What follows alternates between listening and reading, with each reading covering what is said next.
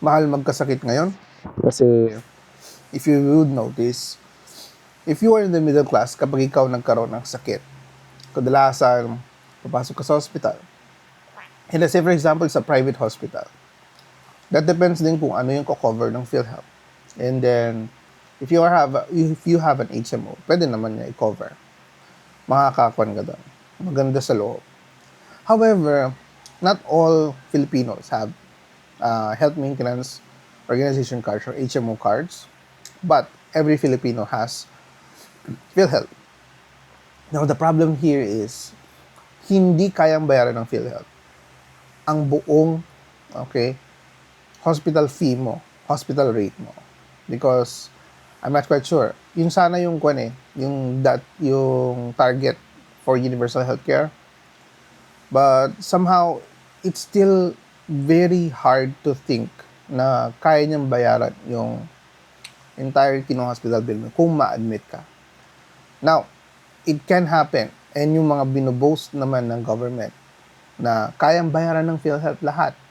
Okay? No balance billing or zero hospital bill policy, that is only true in a government hospital setting.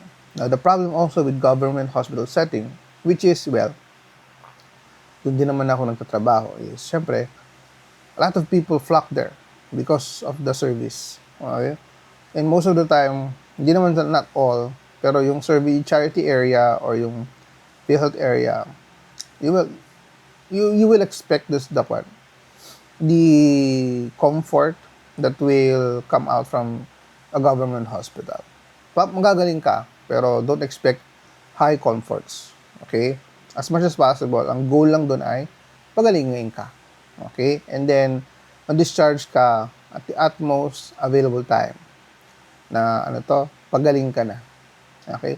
Wala lang doon. Walang debate doon. It happens, it works. Pero yun nga, if you want a healthcare that can provide you comfort at the same time, security of your health, medyo the Philippines needs to improve more on that. Okay?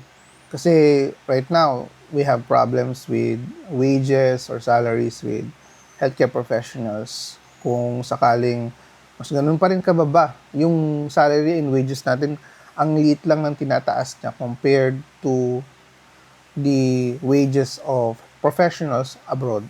Okay, so it's an eye-opener, and you have to understand. There are healthcare professionals that are burnt out. Yun din, there are healthcare professionals also that needs attention, lalo na if, let's say, kulang ang manpower sa hospital.